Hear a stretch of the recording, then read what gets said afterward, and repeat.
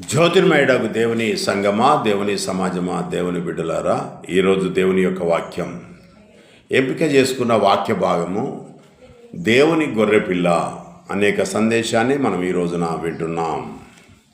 బాప్తిసం ఇచ్చి యోహాను మాట్లాడుతున్నాడు.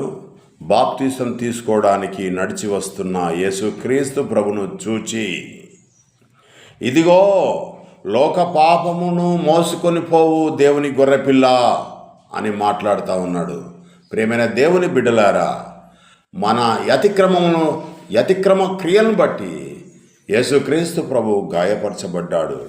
క్రీస్తు బలి ద్వారా మనల్ని సమాధానపరుచుకుంటున్నాడు దేవుడు. పేతురు రాసిన పత్రిక 1వ అధ్యాయం 19వ వచనంలో, నిర్దోషము కలిగిన నిష్కలంకమైన గొర్రెపిల్ల వంటి క్రీస్తు రక్తం చేత మనము విమోచింపబడ్డాం. జగత్తుకు పునాది